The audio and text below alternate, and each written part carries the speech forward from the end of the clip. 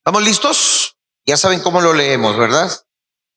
Y el Señor os haga crecer y abundar en amor unos para con otros y para con todos, como también lo hacemos nosotros para con vosotros, para que sean, perdón, ustedes.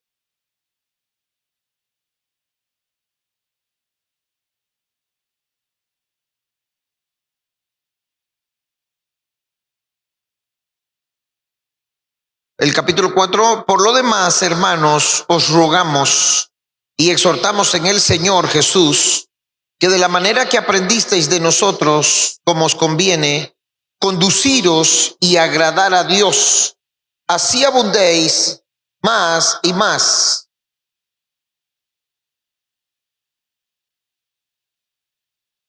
Pues la voluntad de Dios es vuestra santificación, que os apartéis de fornicación.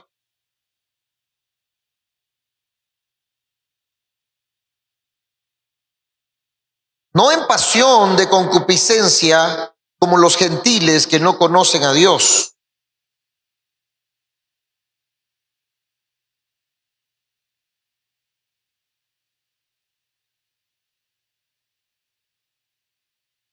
Pues no nos ha llamado Dios a inmundicia, sino a santificación. Así que el que desecha esto, no desecha a hombre, sino a Dios, que también nos dio su Espíritu Santo. Amén. Estamos hablando acerca de el amor y todo el capítulo 3 lo vamos a terminar enfocado en eso. Pero el capítulo 4 comienza a hablar cómo deben de vivir las personas que de verdad están recibiendo el amor de Dios. ¿Cuál debe de ser la conducta de las personas que están recibiendo el amor de Dios? ¿Cuál debe de ser la conducta de las personas que confirman su salvación? Por eso es que hemos estado diciendo que la salvación es la transformación de nuestra existencia. Nuestra existencia es transformada. Y eso es la salvación en nosotros. Tenemos que estar experimentando eso. Y Tesalonicenses va a ser como una referencia para nosotros. Vamos a estar orando para que el Señor encarne en nosotros esta verdad, encarne en nosotros esta palabra. Si nosotros de verdad tomamos esta palabra como palabra de Dios, nuestra vida va a ser completamente revolucionada. Si vivimos y encarnamos esta palabra como la palabra de Dios, no la lectura religiosa que podemos hacer del libro, sino que de verdad creo a cada palabra que dice este libro, cada versículo, cada cosa que el Señor nos está revelando por medio de esta palabra, la creemos, la tomamos, la encarnamos. Eso va a revolucionarnos. Porque no vamos a tener una experiencia religiosa. Vamos a tener una experiencia transformadora delante del Señor. Las iglesias pueden llenarse de personas, pero no todas las personas están teniendo experiencias que transformen su vida. Y como venimos de una religión tradicional, ya sea evangélica, católica o el nombre que tenga, pero venimos de ese ambiente religioso donde la gente vive como le insta su corazón, donde la gente vive según sus propios deseos, donde la gente vive según lo que cree y lo que piensa, donde la gente solo sigue lo que siente su corazón. Y es más, hay personas que el consejo que te dan a los demás es: sigue tu corazón. Lo que dictamine tu corazón, eso hace. Que nadie dictamine lo que tenés que hacer. Seguí tu corazón. Y comenzamos nosotros con esa idea de que hay que seguir el corazón, lo que dicta el corazón. Pero ¿qué pasa si el corazón está corrompido y está sucio? ¿Qué pasa si el corazón de verdad no está alineado al corazón de Dios? ¿Cómo vamos a seguir nuestro corazón? Entonces, ese es el ambiente que hemos vivido durante muchos años en el espíritu de la religiosidad. Y cuando la palabra nos confronta con nuestra realidad, con la realidad que vivimos y con todas esas costras que tenemos de la religiosidad, entonces nos cuesta despojarnos de eso. Entonces la palabra no la recibimos como palabra de Dios, simplemente como un mensaje más que trata de acomodarnos a la religión. Por eso es que nuestra determinación cuando escuchamos la palabra tiene que ser radical. No importa si no comprendo en su máxima expresión la palabra, pero voy a creer por fe lo que dice este libro, lo que dice esta palabra, para poder vivir esa vida que de verdad agrada a Dios. Nosotros somos seres espirituales y tenemos que entender que por eso es que la palabra de Dios es nuestra norma de conducta, cómo debemos de conducirnos en esta vida. Porque el texto del versículo 12 dice, el Señor os haga crecer y abundar en amor, unos para con los otros. O sea que el Señor está diciendo que no solamente tengamos amor, dice que tenemos que crecer en amor. Y crecer en amor de tal manera que el amor sobreabunda. Crecer en amor de tal manera que el amor abunda unos para con los otros. La Biblia dice que el que no ama no ha conocido a Dios, porque Dios es amor. Y entonces, ¿qué tipo de amor es el que yo tengo? ¿Con qué amor se aman los cónyuges? ¿Con qué amor los padres aman a los hijos? ¿Con qué amor los hijos aman a los padres? ¿Qué tipo de amor es el que estamos nosotros impartiendo en la familia? ¿Por qué se apaga el amor? ¿Por qué se acaba el amor en el matrimonio? ¿Por qué personas que en el altar juran amor eterno, que van a ser fieles en la enfermedad y en la salud y en la riqueza y en la necesidad? ¿Por qué la gente que jura un amor eterno en el altar luego está odiándose? Luego están peleándose, luego están siendo infieles, luego están traicionándose. Pero si se juraron amor, ¿qué pasó con ese amor con el que se juraron? No estamos viviendo con ese amor de Dios. Yo no puedo tratar a mi esposa con mi amor humanista, carnal. Yo tengo que amarla con ese amor de Dios que no tiene condición. Y la esposa tiene que amar al esposo con ese amor de Dios que no tiene condición. Así que necesitamos recibir el amor de Dios. ¿Y qué dice 1 Timoteo 1:5? Porque el mandamiento es, o el propósito del mandamiento es el amor nacido de un corazón limpio, una buena conciencia y una fe no fingida. Entonces, estábamos hablando de que el corazón en este pasaje tiene que ver con el espíritu, con la función del espíritu, que es el intelecto, las emociones, la voluntad, y que eso tiene que ver con la mente.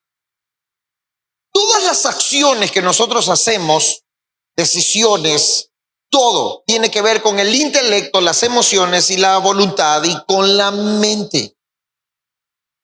Entonces, lo que esté gobernando mi mente, eso es lo que define quién soy yo. Eso es lo que define qué tipo de creyente soy, qué tipo de cristiano soy, qué tipo de individuo soy. Todo lo que gobierna mis pensamientos, todo donde pongo mi intelecto, mis emociones y mi voluntad, es lo que define quién soy en el Señor. Entonces, así como el hígado que tenemos es real, La función del espíritu es real. El hígado tiene muchas funciones importantes, pero por lo menos hay tres que son como las más sobresalientes. Y es, ¿qué hace el hígado? El hígado depura la sangre. Lo que hace el hígado es eliminar las toxinas, las bacterias. Pero también el hígado produce bilis, que las bilis son esenciales para dirigir o absorber las grasas. Y la otra función del hígado es almacenar energías y nutrientes. Y así como el hígado tiene funciones y es real, nuestro espíritu es real. Y nuestro espíritu tiene la función de la mente, que es el intelecto, las emociones y la voluntad. Y esto tiene que ver con el corazón. Si mi intelecto, mis emociones y mi voluntad están puras, están limpias, tengo un corazón limpio. ¿Pero qué significa todo esto? Y quiero un poquito terminar de abordar esta parte del corazón limpio, porque nuestras oraciones tienen que comenzar a ser diferentes. No podemos seguir orando religiosamente. No podemos seguir orando de una manera, me aprendí esta oración y por eso la hago. No, es una oración que tengo que encarnar. Cuando estamos orando por limpiar los canales del amor, tenemos que estar conscientes a qué nos referimos. ¿Por qué estamos orando? ¿Por qué estamos limpiando los canales del amor? ¿Por qué no estamos recibiendo ese amor de Dios donde lo trae todo? ¿Por qué no estoy disfrutando el evangelio? ¿Por qué no estoy disfrutando la vida cristiana? ¿Por qué no tengo gozo? ¿Por qué no tengo paz? ¿Por qué no tengo alegría? ¿Por qué se supone que soy un cristiano que conoce a Dios, pero estoy amargado? ¿Por qué se supone que soy un cristiano que conoce a Dios, pero no tengo paz en mi corazón? ¿Por qué soy un cristiano que se supone que conoce a Dios, pero no experimento su gozo? No experimento su shalom. ¿Por qué? Pero se supone que soy un cristiano que conoce a Dios.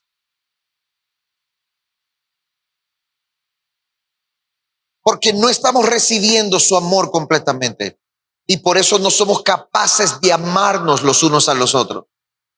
Por eso el verso dice, y que el Señor os haga crecer en amor, pero también los haga abundar en amor los unos para con los otros. Pero si los canales del amor están obstruidos, no voy a experimentar ese amor. Y no voy a poder amarlos con ese amor. Entonces, ¿cómo sabemos que el amor con que amamos no es el amor de Dios? Cuando el amor va caducando. Cuando la gente se porta mal y tú dejas de amarlas, significa que no estás amando con el amor de Dios. Significa que tu amor es un amor meramente humanista.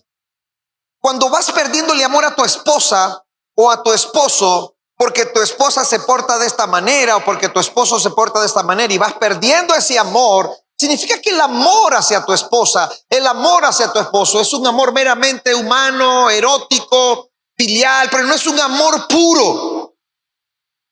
Porque cuando el amor es completamente puro, no importa cómo se comportó tu esposa o tu esposo, tu amor sigue siendo intacto. Le sigues amando con la misma intensidad. Tu amor no tiene compromisos, no es negociable. ¿Ustedes creen que el amor de Dios es negociable para con nosotros? ¿Que el amor de Dios es condicional para con nosotros? No, Dios simplemente decidió amarnos. ¿Pero por qué los matrimonios se dejan de amar? Porque su amor nunca fue de Dios. Y por eso los que están de novios, que se van a casar, tienen que extender este principio desde ahora. Porque la mayoría de los que se casan, siempre se casan con la ilusión. Me caso porque me amo, porque le amo, porque quiero ser feliz. O sea, se casan con objetivos equivocados. Uno no se casa para ser feliz. Porque si uno está pensando casarse para ser feliz, significa que es infeliz solo. Y el que es infeliz solo va a ser infeliz casado. Y lo peor, va a ser infeliz al otro.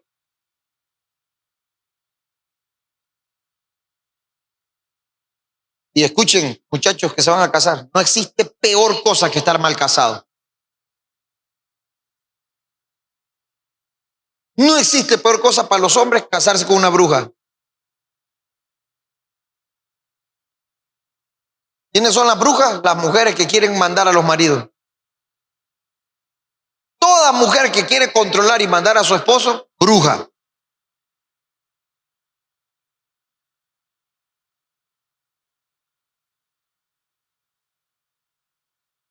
Yo sé que aquí no hay. Ya removimos la brujería de una sola vez.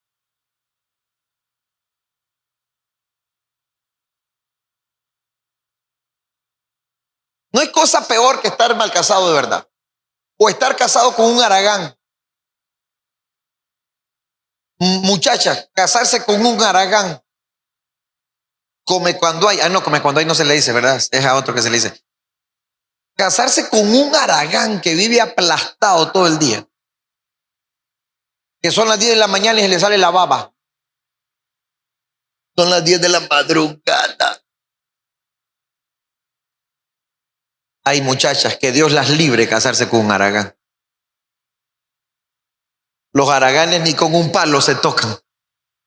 Necesitamos de verdad estar recibiendo el amor que viene de Dios.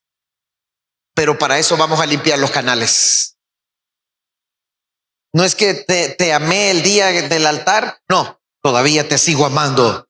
Todavía te amo. Todavía te voy a ser fiel. Todavía voy a vivir para vos. Porque, ¿saben cuál es el punto del matrimonio? Que el hombre, cuando dice que ama a su esposa, vive para ella. Y deja de vivir para él. El amor es vida. Entonces, cuando uno se casa con el objetivo egoísta de que quiero que me haga feliz, entonces te casas con el deseo de que esa otra persona trabaje para vos, te haga feliz, te satisfaga, te haga sentir bien.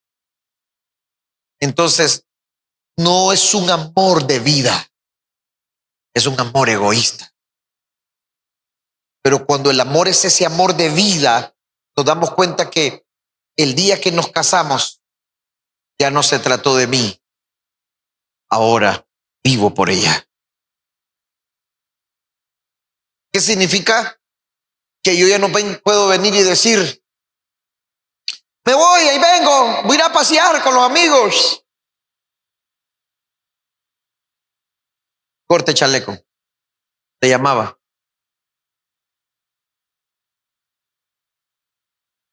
Y mucho peor, que van a decir, es que todavía tengo mi mejor amiga. En primer lugar, los hombres no tienen amigas. Su única amiga es su esposa. Amiguis, ¿qué amiguis y qué nada?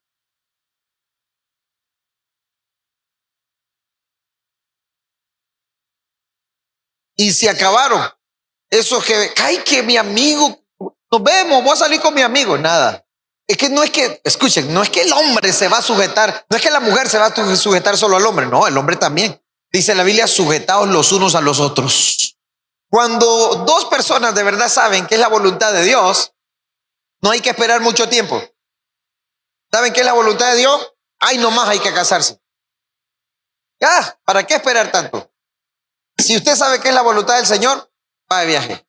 Cuando Dios creó nuestro espíritu, también puso esa función en nuestro espíritu que tiene que ver con el intelecto, la emoción y la voluntad. Pero esa función de nuestro espíritu, de verdad, es la obra que nosotros estamos haciendo, o por la obra que nosotros o que una persona puede hacer, es que entendemos cuáles son los problemas espirituales que esa persona tiene. O sea, todo lo que yo hago, basado en mi intelecto, emoción y voluntad, las obras que yo hago determinan cuál es mi problema espiritual o cuál es mi estado espiritual. No es que tomamos decisiones a la ligera o hacemos cosas sin pensarlas, no. Es que todas las cosas que hago determinan mi estado espiritual. ¿Cómo está mi estado espiritual? Eso lo determina mis obras. ¿Qué es lo que estoy haciendo? ¿Cuáles son las decisiones que estoy tomando? ¿Qué es lo que está influenciando mis emociones, mi intelecto, mi voluntad? ¿A dónde estoy dirigiendo mi voluntad? ¿A dónde estoy obedeciendo de verdad? ¿Qué es lo que estoy haciendo de verdad? ¿Está agradando a Dios lo que hago? ¿De verdad trae honra al nombre del Señor? Todo tiene que ver con nuestro intelecto, con nuestra emoción, con nuestra voluntad. Y eso tiene que ver con el corazón. Eso tiene que ver con el corazón limpio. Así que mediante el intelecto, las emociones y la voluntad, el resultado es que comenzamos a usar la mente. Y el resultado del proceso de la mente es lo que lleva a la acción. Y lo que repetidamente hago, eso determina mi carácter. Quiero que entiendan esto. Es que tengo el carácter de mi mamá. Es que tengo el carácter de mi papá. Es que yo soy así porque así era mi mamá. No. El intelecto, las emociones y la voluntad que tienen que ver con la mente, que dan como resultado la mente. Entonces, todas las acciones que hago por lo que pienso y esas acciones que repetidamente hago una y otra vez es lo que determina el carácter que yo tengo. Soy así porque esta es la acción que hago. Y hago esto porque es lo que pienso, porque es lo que creo. Entonces, si tratamos a las personas de cierta forma, si en el matrimonio nos tratamos de cierta forma, no es porque somos como el papá, no es porque somos como la mamá, no es porque somos de esta forma o de la otra, no, es simplemente porque ese pensamiento, eso que está en nuestra mente, eso que está en nuestro intelecto y emociones y voluntad, es lo que repetidamente hago una y otra vez y por eso mi carácter es así. Ustedes no pueden venir con la excusa y decir, es que mi papá trataba a mi mamá de esa manera y por eso yo trato así a mi esposa. No. Es verdad que los hijos pudimos ver cómo los padres trataban a su esposa. Es verdad que los hijos pueden ver cómo su papá trataba a su mamá. Es verdad que podemos ver cómo era la conducta de nuestros padres. Si eran gente honorable, si eran gente honesta, si eran gente de verdad que caminaban en la rectitud, o si eran mentirosos o corruptos o engañadores. Los hijos podemos conocer eso, pero no significa que podemos ser así. Entonces yo no puedo venir con la excusa, es que mi papá tuvo 16 hijos y pues ni modo, yo soy como mi papá. No puedo yo pensar así.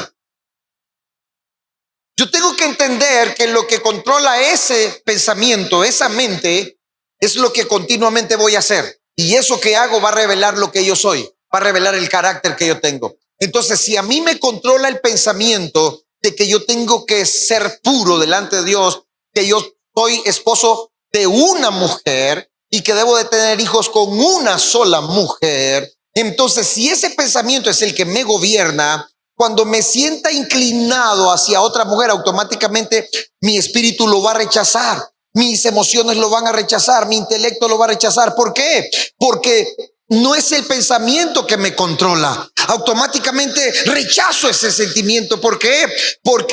Porque mis pensamientos están inclinados, mi intelecto, mi emoción y voluntad está inclinado a una sola mujer, mi esposa. Pueden haber muchas mujeres bonitas o hermosas alrededor, pero como no me controla ese pensamiento, entonces a la única mujer que miro linda, que miro hermosa, que miro especial y que miro única es a mi esposa, porque eso es lo que me controla y eso desarrolla ese carácter en mí. ¿Qué significa? Que aunque mire otras mujeres, ninguna la voy a llegar a mirar con ojos que tengan otra naturaleza. ¿Por qué? Porque lo que me gobierna es que solamente hay una mujer a la que puedo amar, a la que puedo respetar y a la que puedo cuidar, y esa es mi esposa.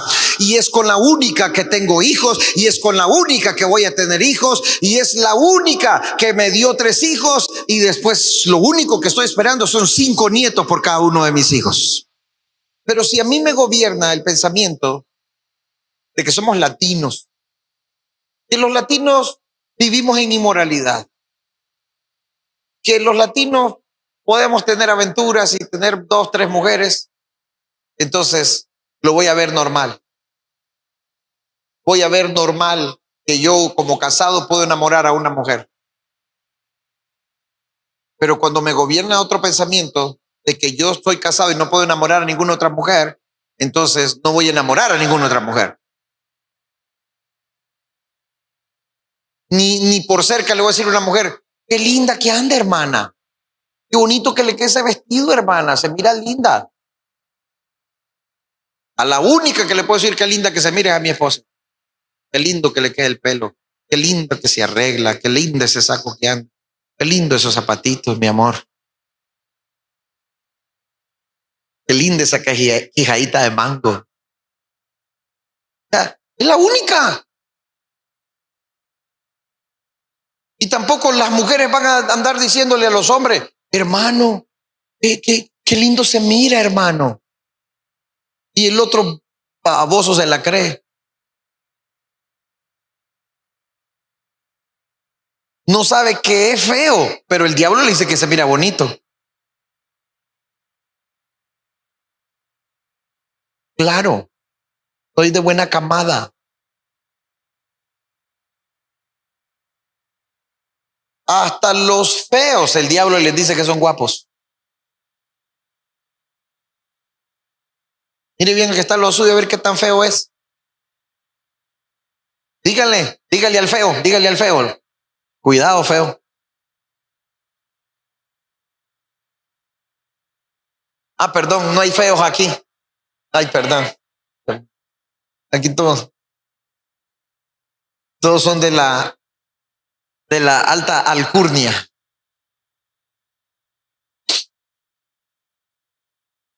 No, lo que pasa es que no hay feo sin gracia, ¿verdad? Todos los feos tienen gracia. Y por eso uno ve unos feos casados con unas bonitas y unos bonitos casados con unas feas. Todo feo tiene su gracia. Así que dígale al feo, tranquilo feo, todo feo tiene su gracia. Dígale. Ahora, si usted tiene el pensamiento de que usted de verdad no puede ser controlado por el mundo de afuera, sino que todo tiene que ser controlado por el reino, el sistema del reino de Dios, entonces nuestras decisiones, nuestras acciones no van a estar acorde al sistema del mundo, van a estar acorde al sistema del reino de Dios.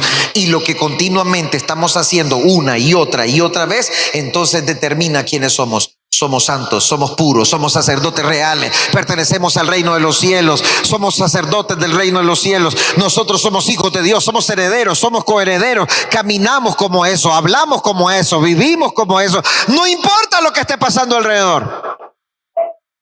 Amén. Así que por eso es que la mente es como una caja negra. Y en esa mente están almacenados todos los recuerdos, aún desde que estábamos en el vientre de la mamá. Por eso hay momentos en que el Señor nos hace regresar cuando teníamos 1 año, 2 años, 5 años, 10 años, porque en esos momentos, en la mente, aunque no nos recordemos completamente, en la mente está el recuerdo de que fuimos heridos en cierto momento, que fuimos heridos en cierta edad, que fuimos lastimados en cierta edad, que una palabra nos lastimó, que eso nos marcó, que eso nos hirió, nos ató. Y entonces de repente hay cosas que en las que no podemos avanzar, no podemos crecer, no podemos seguir hacia adelante, porque hay ataduras que están todavía ahí. Y el Señor necesita entonces llevarnos a ese momento para ministrar sanidad y liberarnos completamente. Porque si no somos libres de esa atadura, no importa todo lo que vayamos haciendo, necesitamos ser libres. Por eso el Señor nos lleva para ministrarnos, porque la mente es como esa caja negra donde están todos los recuerdos, y hay cosas que están en el subconsciente que tal vez no nos lo vamos a recordar, pero ahí están. Así que por eso es que es muy importante que nosotros hagamos la oración de limpiar los canales, limpiar el corazón. Y entonces, ¿qué sucede con el corazón? Que en todo esto están las heridas, están las raíces amargas, y esas heridas y esas raíces amargas van creando, valga la redundancia, raíces en nuestro corazón que luego nos tienen atados. Y de alguna forma, cuando yo cometo un pecado continuo, una y otra vez, o una herida que no es sanada, y yo sigo con un resentimiento, con un rencor, con una indiferencia, y eso persiste, pasa una semana y pasa otra semana, y pasa un mes, pasa otro mes, y hay gente que llega hasta 1 año, 2 años, años de tener odio y resentimiento en su corazón hacia una persona. Esas raíces amargas, esas heridas, lo que van creando es una casa para los demonios en mi mente. Porque si yo tengo raíces amargas y si yo tengo pecados que cometo una y otra vez, entonces le doy la legalidad a los demonios para construir una habitación en mi mente. Y por eso entonces, por fuera parece que todo está bien. Pero cuando de repente se despierta o se da la oportunidad de pecar o de resentirse en algo, vuelve otra vez aquello a vivirse. Y entonces decimos, ¿pero qué le pasó al hermano? Si ese hermano se miraba bien, pero ¿cómo lo veo ahora? Ese hermano, ¿cómo es de enojado? Esa hermana, ¿cómo se enoja? ¿Y cómo es ese hermano? ¿Cómo trata a su esposa? Yo no lo conocía así. ¿Y ese hermano por qué ahora es así? No, no es que ahora es así. Es que por dentro todavía no había salido a la luz la corrupción que estaba dentro de él.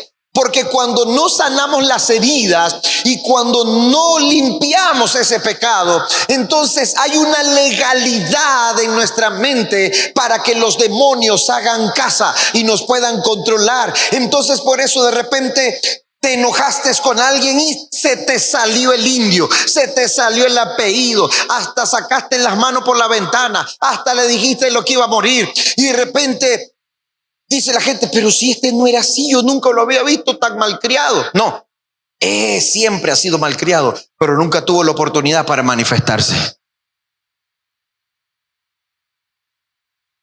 ¿Por qué? Porque las raíces amargas y las heridas no las hemos completamente limpiado.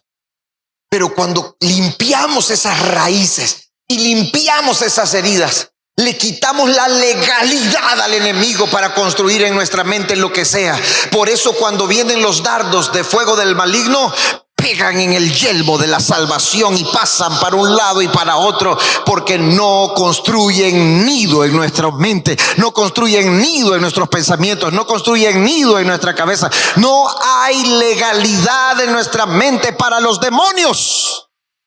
Vamos, diga conmigo, mi mente no es guarida de demonios. Otra vez, mi mente no es guarida de demonios. Tiene que ser controlada por el Espíritu. Pero cuando no es así, entonces, ¿qué hacen los espíritus? ¿Saben qué botón tocar para hacerte sentir enojado, triste, con rencor, con resentimiento? Porque saben cómo afectar tu mente. Y como hay una legalidad para esos demonios, los demonios dicen, ya sé cómo hacer enojar a la fulana, ya sé cómo hacer enojar al fulano, ya sé cómo hacer pecar al fulano. ¿Por qué? Porque la concupiscencia en nuestro corazón está arraigada en esas heridas y en esas raíces amargas. ¿Y qué hace eso? Que no estemos sintiendo el amor de Dios. Y si no estamos sintiendo el amor de Dios, ¿cómo amamos a los demás? ¿Cómo perdonamos? ¿Cómo aprendemos a ser misericordiosos? ¿Cómo aprendemos a restaurar al caído?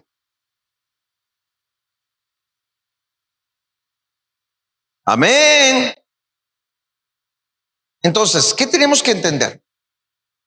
Jeremías capítulo 31, versículo 33 y Hebreos capítulo 10, versículo 16 dice que el cristiano que nace de nuevo, la verdad de Dios está en su mente.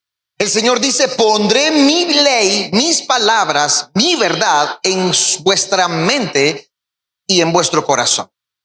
O sea, cuando nacemos de nuevo, la verdad de Dios viene a nuestra mente. Entonces, ¿qué significa?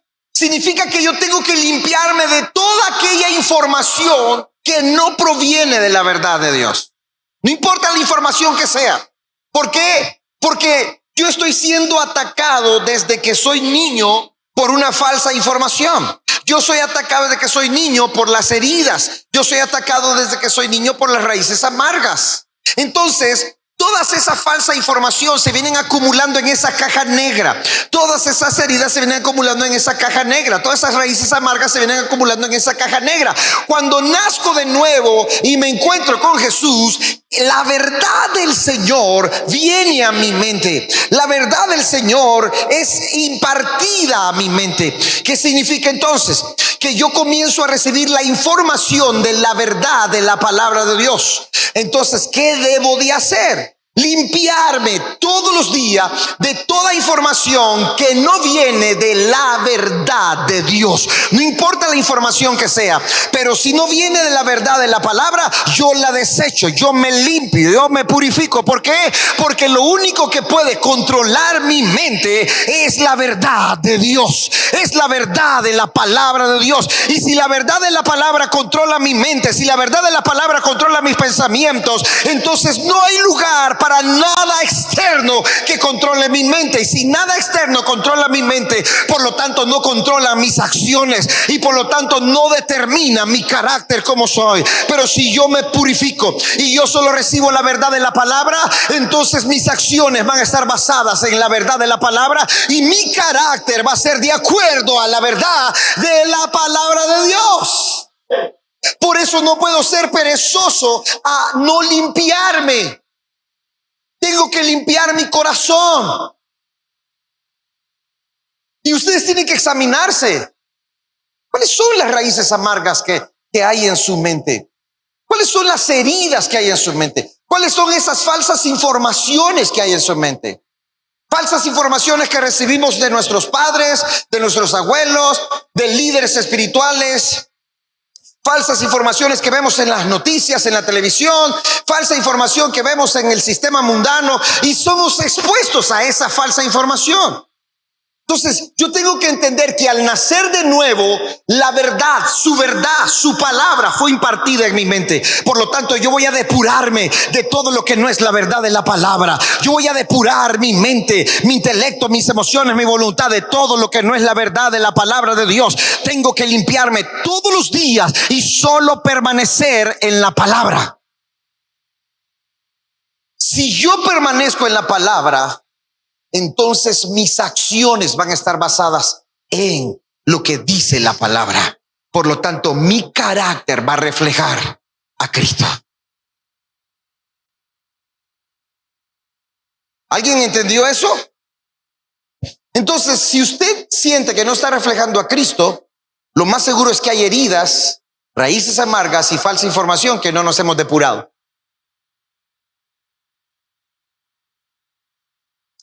Por consiguiente, no estamos recibiendo el amor de Dios. Y eso significa que no puedo amar. Eso significa que no puedo crecer en amor y no puedo abundar en amor uno para con los demás. ¿Por qué cuesta que nos convirtamos en familia? Por esas raíces amargas, por esa falsa información. Yo les digo, somos hermanos de Cristo. Creo que el domingo pasado se los dije. Si viniera Santiago, el hermano de Jesús, el que escribió el libro de Santiago, a predicar, ¿cómo nos sentiríamos?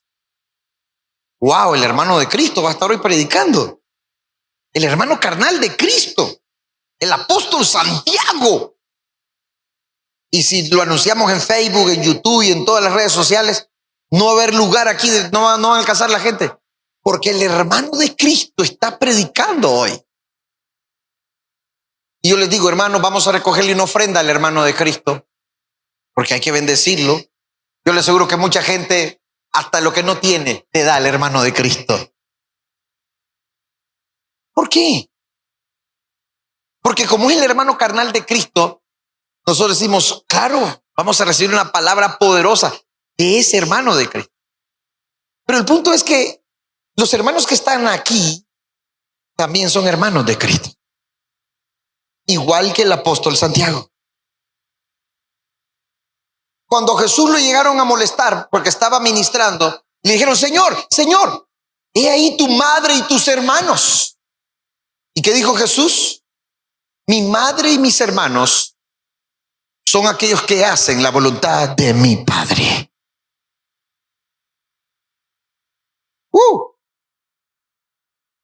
Entonces significa que todos tenemos que aprender a vernos como familia.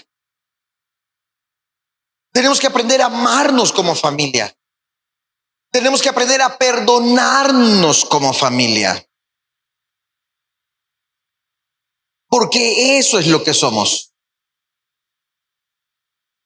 ¿Está correcto que usted no se hable con su hermano en la carne?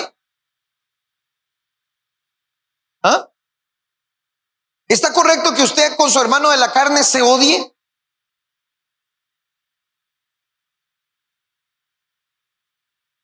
Le aseguro que si usted tiene rencor o odio con su hermano en la carne o en la iglesia, usted no va a entrar al reino de los cielos. Es más, dice la Biblia que si yo no perdono a los hombres sus ofensas, mi Padre no me va a perdonar a mí las ofensas.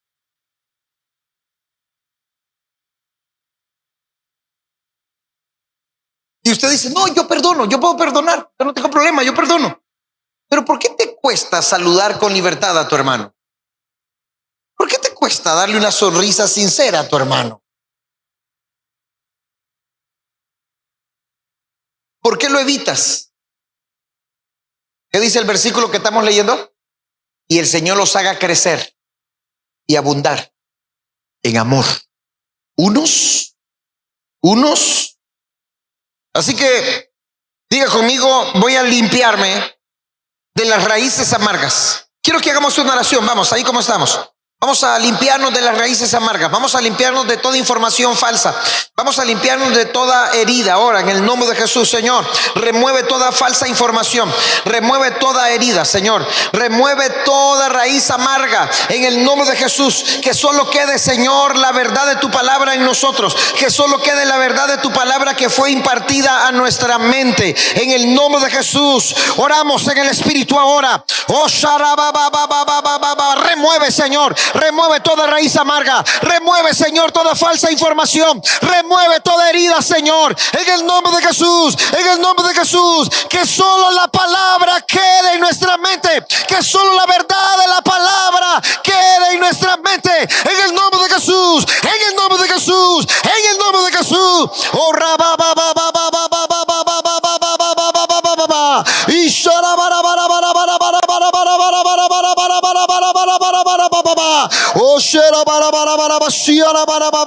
en el nombre de Jesús. Amén. Aleluya. Así tengo que orar, Señor, que solo tu verdad quede en mi mente, Señor. Que solo tu palabra sea verdad en mi mente. Nosotros no podemos vivir de dos cosas. Yo no puedo vivir de la verdad del mundo y de la verdad de Dios. No, yo solo tengo que vivir de la verdad de Dios y punto. No importa qué tan bonita se mire la verdad del mundo. Yo solo dependo de la verdad de Dios. La verdad que fue impregnada dentro de mí. Voy a vivir por esa verdad y voy a morir por esa verdad. Entonces no importa lo que esté pasando alrededor, no importa lo que esté sucediendo en la salud o en la economía o en eso o en lo otro, yo vivo de la palabra.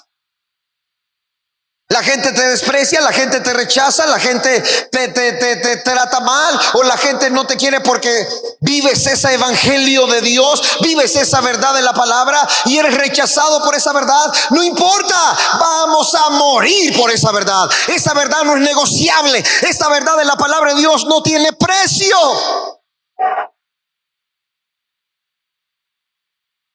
Amén. No tiene precio esta verdad. Estamos dispuestos a morir por esta verdad. Y la verdad no es cómoda, incomoda. Pero si la recibimos como la recibió Tesalonicenses, nuestra vida va a ser completamente revolucionada. Amén.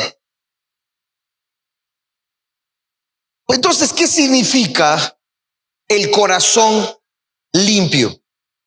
¿Qué quiere decir la Biblia cuando habla del corazón limpio? El corazón limpio es el estado donde el Espíritu Santo nos gobierna completamente. Cuando dice el texto, el amor nacido de un corazón limpio, ¿qué es el corazón limpio? Es el estado en que el Espíritu Santo está reinando continuamente en mi espíritu y en mi mente. El Espíritu Santo me está gobernando. Gobierna mi mente, gobierna mis pensamientos, gobierna todo mi ser, gobierna mi intelecto, mis emociones, mi voluntad. Yo no estoy siendo gobernado por ningún agente externo. Yo no estoy siendo gobernado por ningún sentimiento externo. Yo no estoy siendo gobernado por un espíritu externo, solamente por el Espíritu Santo. Yo me paro delante de ustedes y aunque decirles estas cosas es un riesgo para uno, porque si a usted no le gusta, si a usted no le agrada, entonces usted comienza a cerrar su corazón para recibir la palabra o simplemente dice, me voy de esta iglesia porque el pastor está diciendo otras cosas. Y para el pastor es un riesgo venir y confrontar con esta verdad. Pero ¿voy a callar esta verdad para que usted no se sienta mal? ¿Voy a dejar de predicar esta verdad para que usted se sienta bien? Por supuesto que no. Entonces, ¿qué tengo que hacer? Pararme en este lugar y dejar que el Espíritu Santo reine y dejar que el Espíritu Santo lo haga todo. Así que mi deber solo es predicar, mi deber solo es enseñar, mi deber solo es hablar. El Espíritu Santo se encargará del resto. Y entre más ustedes abren su corazón a la palabra, sus vidas van a ser transformadas. Yo no puedo cambiar a nadie, yo no puedo sanar a nadie, yo no puedo transformar a nadie, pero el Espíritu Santo cuando reina, Él sí puede cambiarnos, Él sí puede transformarnos, Él sí puede sanarnos. Por lo tanto, yo no me paro aquí creyendo que les voy a cambiar, me paro aquí creyendo que el Espíritu Santo les va a transformar. Yo no me paro aquí creyendo que la palabra los va a hacer sentir alegres o enojados o tristes. No, yo me paro aquí creyendo que la palabra los va a transformar. No importa si ahora se sienten tristes, se sienten molestos o se sienten gozosos, no importa. No me paro aquí creyendo que la palabra los va a hacer sentir cómodos o incómodos. Yo solo me paro aquí creyendo que la palabra que estamos declarando va a transformar sus vidas y se van a convertir en creyentes y sacerdotes reales que se van a parar victoriosamente delante del Señor Jesucristo. Porque si no, entonces viene lo que voy a leer ahora. La resurrección oscura que van a tener algunos. Y peor aún, algunos de verdad es incierto dónde van a pasar la eternidad.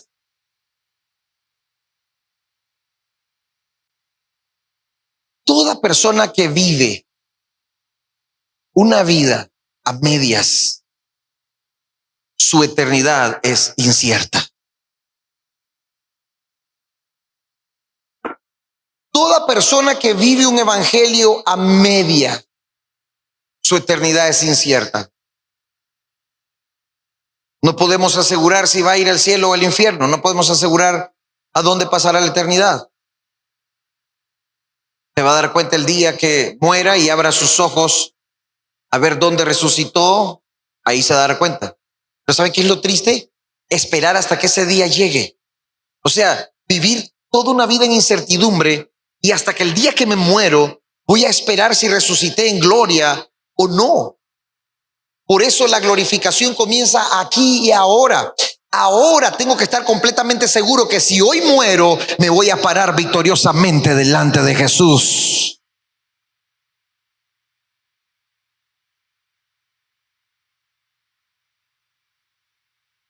Aleluya. Entonces, si el Espíritu Santo tiene que reinar en mí, y ese es el estado del corazón limpio, entonces, ¿qué sucede si soy un cristiano que vivo con informaciones falsas, con heridas y con raíces amargas? Quiero que vayan conmigo a Mateo capítulo 22 y 2 Corintios 5:10 vamos a leer después. Mateo capítulo 22.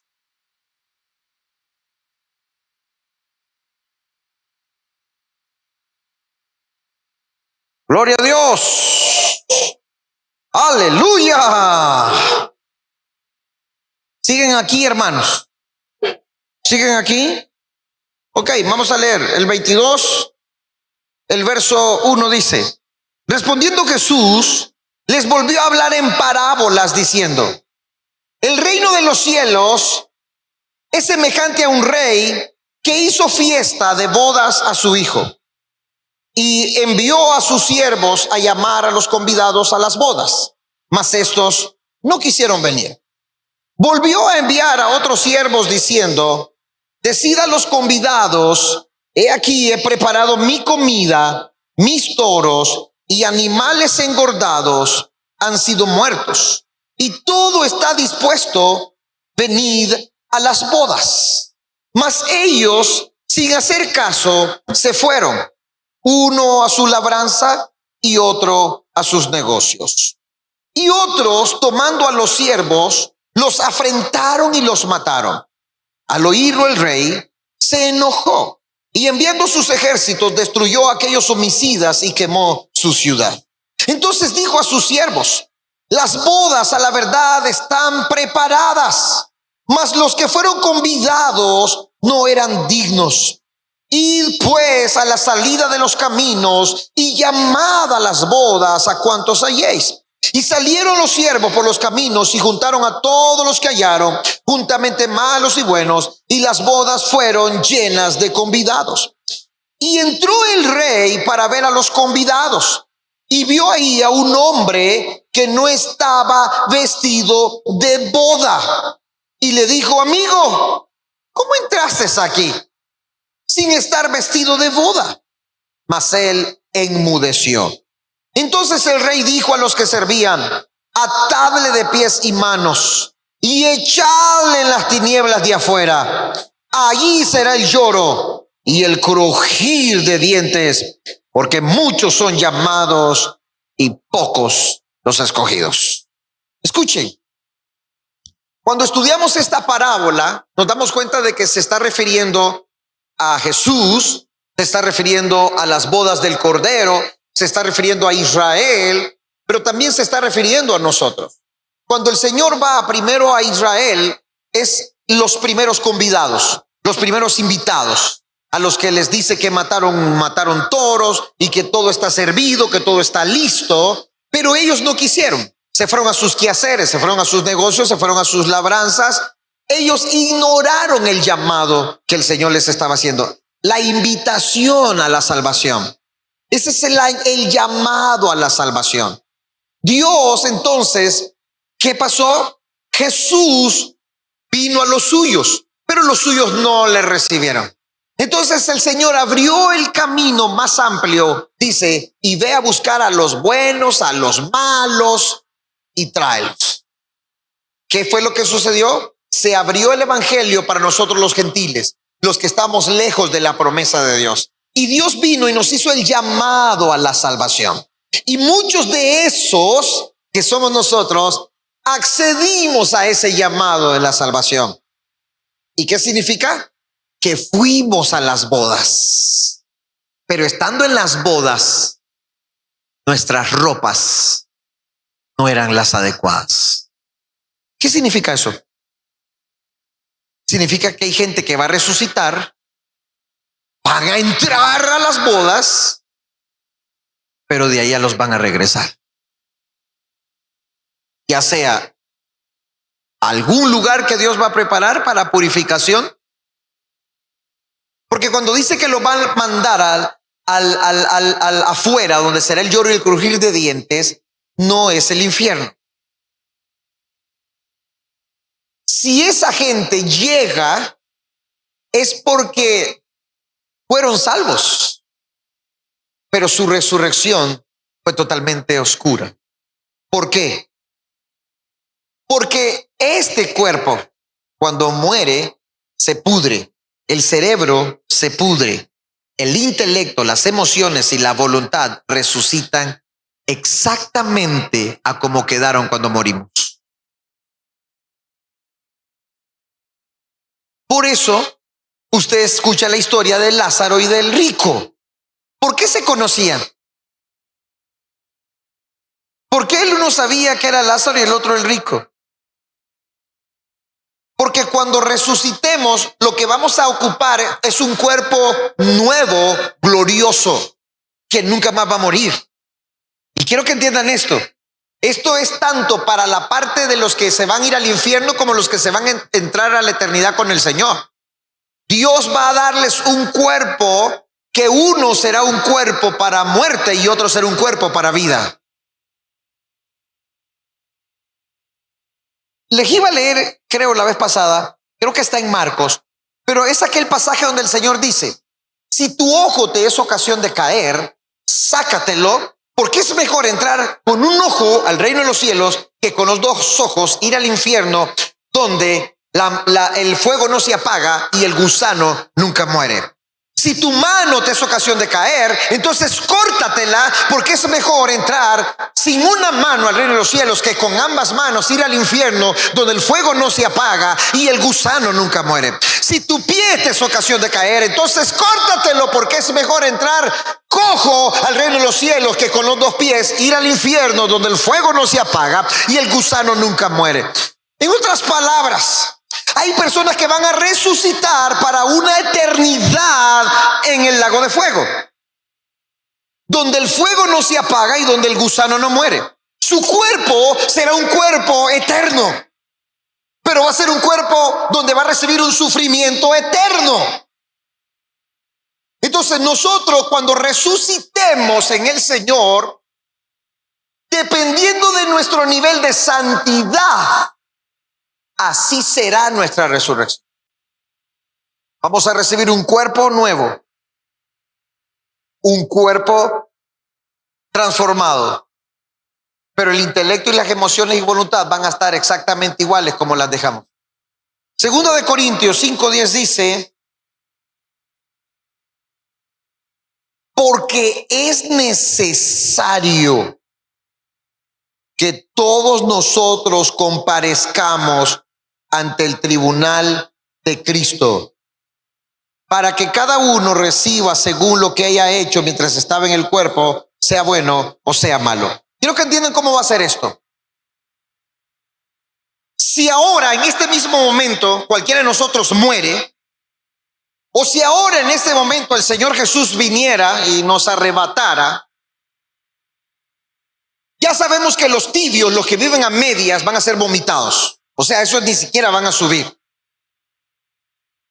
Dice la Biblia, por cuanto no eres frío ni caliente, te vomitaré de mi boca. O sea, los que viven a medias, es incierto su futuro. Los que viven a medias son los tibios. Pero si en este momento muriéramos, el nivel de santidad que tenemos ahora, el nivel de purificación en nuestro intelecto, emoción y voluntad, es el mismo nivel con el que vamos a resucitar cuando resucitemos. Entonces, ¿qué va a pasar? Si yo no resolví los problemas de las raíces amargas, de las heridas, cuando resucite en el tribunal de Cristo, todas esas cosas se van a manifestar. Entonces, cuando leemos en Primera de Juan, dice que cuando nos paremos delante del Señor, no salgamos avergonzados. ¿Qué significa eso? Significa que hay gente que atendió el llamado a la salvación, se va a parar delante del Señor, pero como no resolvió mientras estaba aquí sus problemas de raíces amargas y sus heridas, su resurrección no será gloriosa. Entonces le va a pasar como lo que dice la parábola. ¿Cómo estás en estas bodas con esa ropa que no es adecuada? Amén. ¿Alguien está entendiendo? ¿Lo miran difícil de entender? ¿Acaso no está claro que la gente va a entrar a las bodas, pero algunos los van a mandar para otro lado?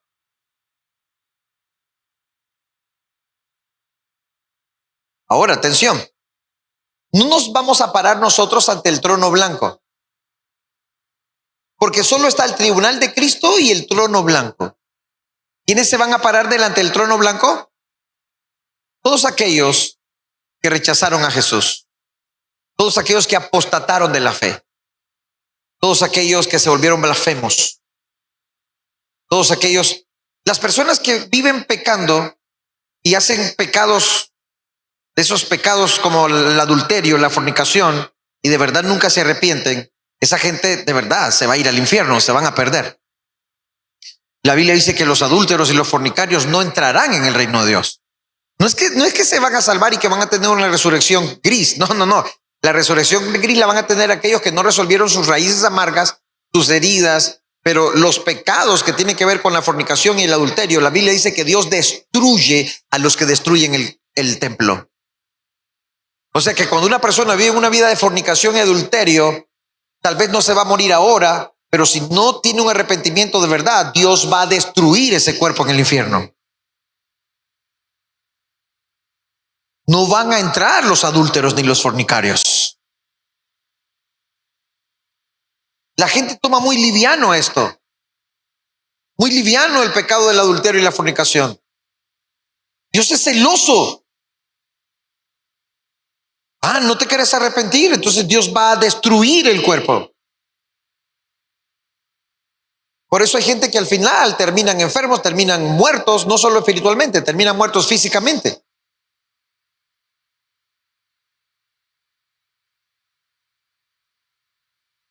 Entonces, tengo que resolver este problema aquí y ahora. No puedo seguir con las heridas.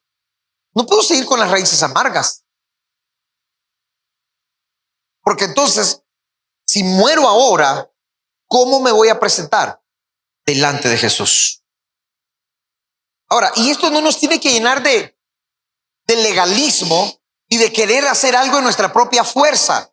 Esto es simplemente creer que su sangre me está limpiando los canales del amor.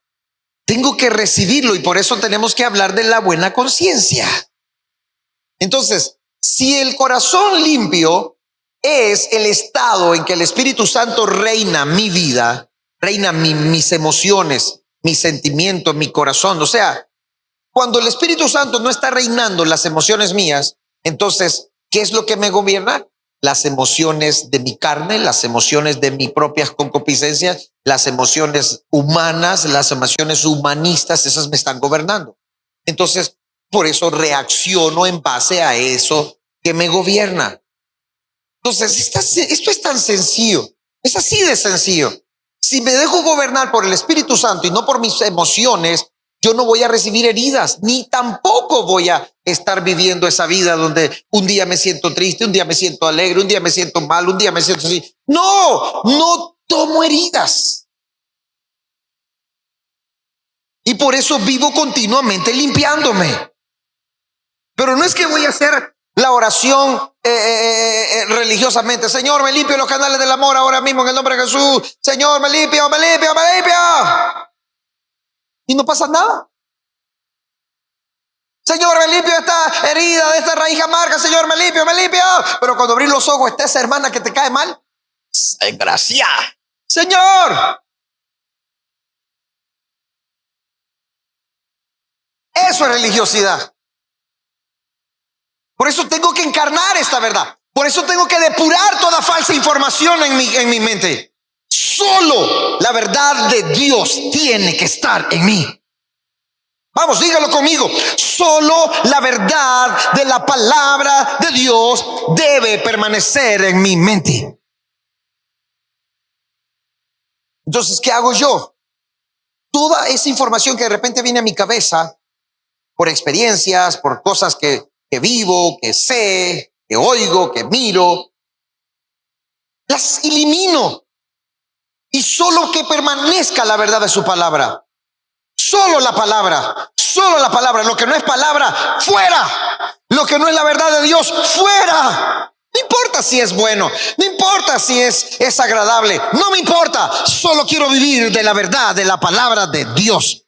Y cuando vivimos solo de la verdad, es cuando el Espíritu Santo tiene la legalidad para gobernar. Es cuando el Espíritu Santo tiene la legalidad para reinar. ¿Por qué el Espíritu Santo no reina correctamente en mí? Porque no estoy viviendo de acuerdo a la verdad de la palabra de Dios. Si nosotros como iglesia comenzamos a vivir en la verdad de la palabra, comenzamos a encarnarla y comenzamos a ser como la iglesia de Tesalonicenses, estoy leyendo esta palabra, es Dios el que me está hablando, es el Señor el que me está hablando. Oh Señor, seguí hablándome, Señor. Oh Señor, cámbiame, límpiame con la palabra, transfórmame con esa palabra. Entonces, cuando yo le estoy dando lugar al Señor para que la palabra gobierne mi vida, el Espíritu Santo tiene la carretera pavimentada para venir a reinar, para venir a gobernar en nosotros. Si yo no vivo en la verdad de Dios, el Espíritu Santo no tiene la puerta para reinar en mí.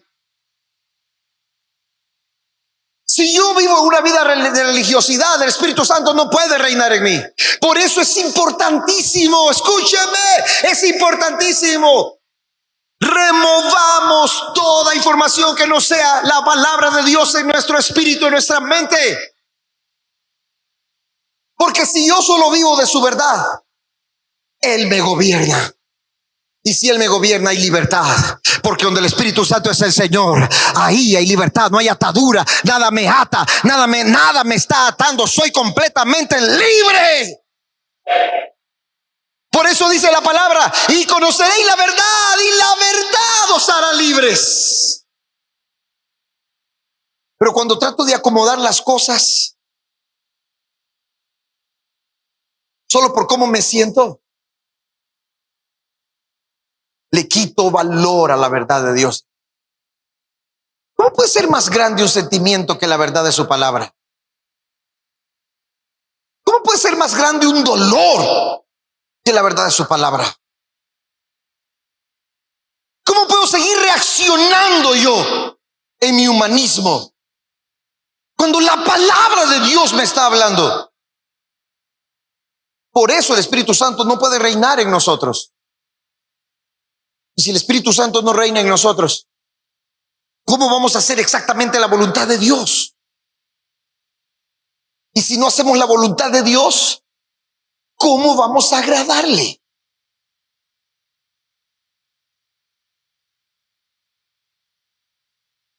¡Aleluya! ¿Sabe cuál es la buena noticia? Que esto no depende de nosotros.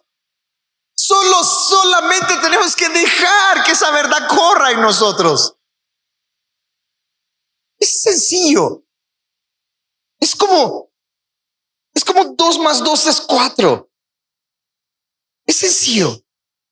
Esta información que estoy teniendo ahora no es la verdad de la palabra. La rechazo. Y solo recibo su verdad. Y cuando yo vivo en esa verdad, el Espíritu Santo entonces me gobierna. Y eso es el corazón limpio. El corazón limpio es el estado cuando el Espíritu Santo está reinando en mí, en mi mente. Ese es el corazón limpio. Amén. Y entonces, ¿qué viene aquí? Vamos a Mateo capítulo 5. Dice: bienaventurados los pobres en espíritu, porque de ellos es el reino de los cielos. Bienaventurados los que lloran, porque ellos recibirán consolación. Bienaventurados los mansos, porque ellos recibirán la tierra por heredad. Bienaventurados los que tienen hambre y sed de justicia, porque ellos serán saciados. Bienaventurados los misericordiosos, porque ellos alcanzarán misericordia. Bienaventurados los de limpio corazón, porque ellos verán a Dios. Y quiero parar aquí. Si la Biblia dice que el canal del amor es que el amor es nacido de un corazón limpio, significa que para llegar ahí, al corazón limpio, tengo que pasar por las bienaventuranzas anteriores. ¿Cuáles son las bienaventuranzas anteriores? Bienaventurados los pobres, bienaventurados los que lloran, bienaventurados los mansos, bienaventurados los que tienen hambre, bienaventurados los misericordiosos y bienaventurados los de limpio corazón. para poder llegar a ser limpio de corazón, yo tengo primero que convertirme en un pobre. Por eso es que las bienaventuranzas son el principio de el reino de Dios. Cuando Jesucristo comenzó a enseñar en el Monte de los Olivos, comenzó a enseñar los principios para vivir en el reino de Dios. Y uno de los principios para vivir en el reino de Dios son las bienaventuranzas.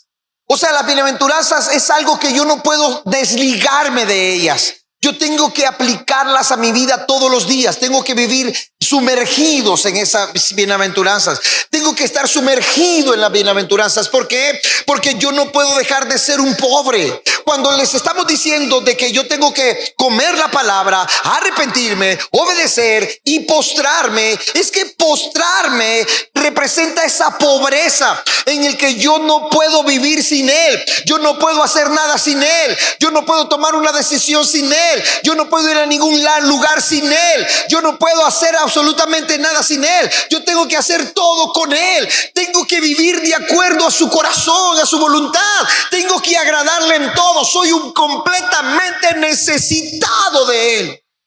Pero no es un conocimiento aquí, no es un conocimiento teológico, es un conocimiento que lo tengo impregnado dentro de mí. Yo no puedo vivir sin Dios.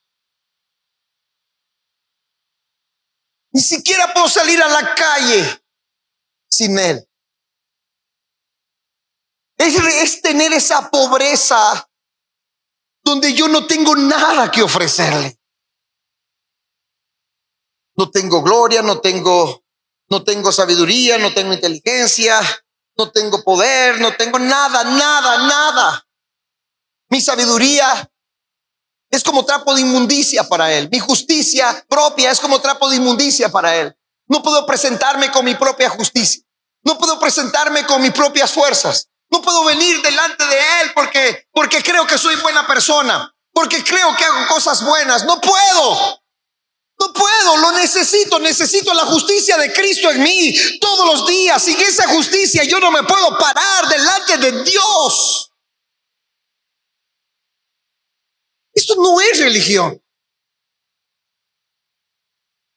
No es que oro religiosamente todas las mañanas. No es que oro religiosamente antes de acostarme. No es que venimos aquí a orar religiosamente. ¿Qué pasa con la gente que de repente le detectan un cáncer y no hay cura para el cáncer? Puedes pagar los mejores médicos, los mejores hospitales, pero no hay cura. Solo te lo tratan y te lo tratan, pero cuando ya está en ese momento terminal que no hay más que hacer,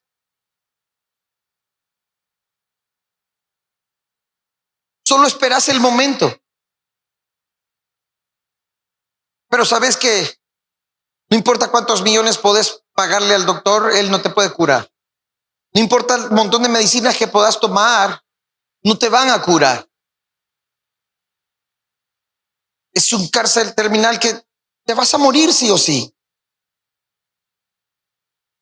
Llegar a ese punto en que yo no puedo sanarme a mí mismo. No puedo curarme a mí mismo. No puedo resolver este conflicto por mí mismo. Llegar a ese sentido de dependencia. No es un conocimiento teológico, filosófico, intelectual. Es ese sentido de dependencia. No puedo sin Él. Ese es el pobre. Ahora, ¿por qué les estoy diciendo esto? Porque para que el Espíritu Santo reine en mi vida, yo tengo que vaciarme. Y si yo no soy pobre, yo no voy a vaciarme. Voy a creer en mi propia justicia. Voy a creer que yo puedo resolver estas cosas. No necesito a Dios. No necesito buscarlo. No necesito que Él me guíe. No necesito que Él me oriente. No, suficiente Dios. Tengo buena experiencia. tengo fuerza, tengo sabiduría, Dios. No, no te necesito, Señor. Y aunque nosotros no lo digamos así, es la expresión que le damos a Dios. Es lo que le ministramos a Él. Bienaventurados los pobres, porque de ellos es el reino de Dios. Bienaventurados quienes, los que lloran, porque ellos serán consolados. ¿Quiénes son los que lloran? Los que están continuamente quebrantándose por esas heridas, por esos pecados, por no obedecer a Dios. Sabes que no estás obedeciendo los mandamientos de Dios ni las instrucciones del Señor y te arrepientes. Todos los pecados ya fueron perdonados en el registro celestial, pero eso significa que vamos a seguir pecando. Los pecados en el reino, en el tabernáculo celestial fueron perdonados. Los pecados pasados, presente y futuro. Pero eso significa que voy a seguir pecando. ¿Ah? Por supuesto que no. Pero en mi debilidad sé que peco. Por eso vivo continuamente quebrantándome delante de Dios. Para que el viejo hombre pierda su fuerza en mí. Para yo ser completamente de Él. Pero si yo no soy pobre, no, yo esto lo puedo vencer.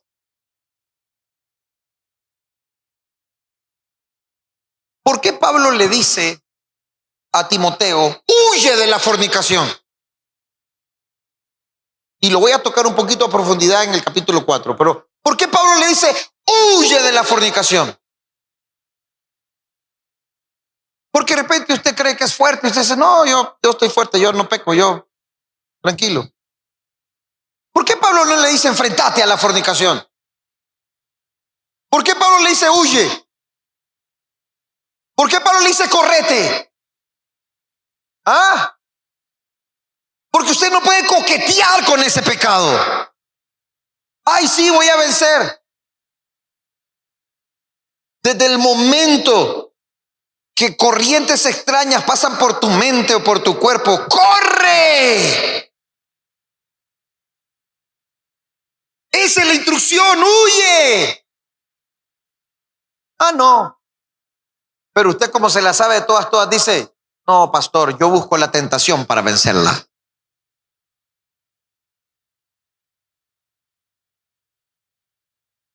Si sabemos que somos vulnerables al pecado, ¿qué tenemos que hacer? Correr. ¿Qué hizo José cuando fue tentado? ¿Qué hizo José cuando la mujer lo quería seducir para acostarse con él? ¿Qué hizo? Se enfrentó a la mujer y le dijo, mire, yo estoy completamente santo, yo no siento reacciones de nada. Tóqueme. Quítese la ropa, quítese a ver que no me pasa nada. Ah, José era un hombre puro delante de Dios. José era un hombre santo delante de Dios. Pero cuando la mujer lo quiso seducir, él sabía que era hombre. Y como hombre le gustan las mujeres. Levanten la mano los hombres que le gustan las mujeres aquí. Al hombre que no le gustan las mujeres, no me lo dejen salir. Le vamos a pegar una ministrada hasta que salga cualquier espíritu inmundo. Pero usted cree que José dijo, no, yo puedo vencer este pecado, que se me venga. José le dejó la ropa y salió corriendo. Porque de la fornicación hay que huir, hay que correrse. Si estar cerquita con esa persona te pones todo chiviado, ¡correte! No, pastor, yo soy fuerte. Fuerte, pero de caretudo. Porque después es platanazo el que pegas.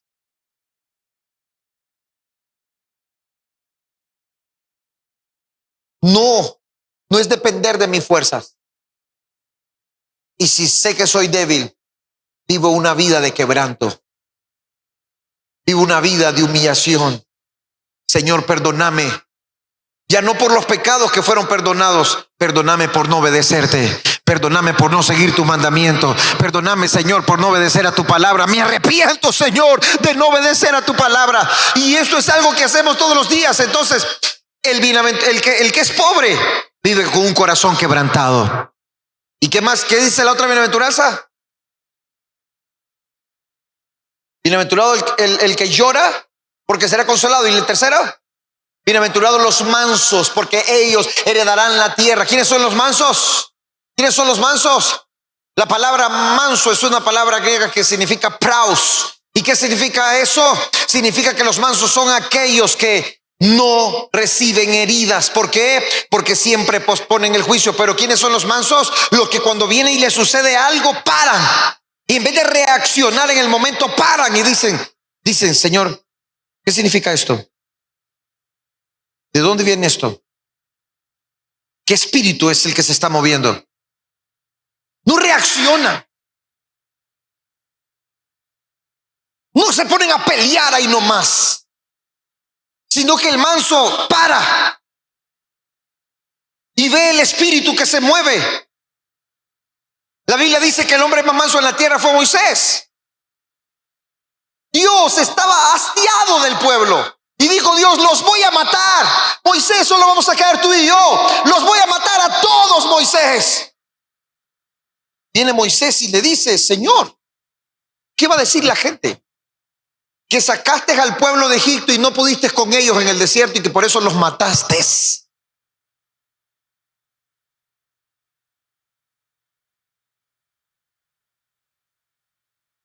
Moisés pospuso el juicio. ¿Qué hubiera pasado con alguno de nosotros si la gente era como Israel en el desierto?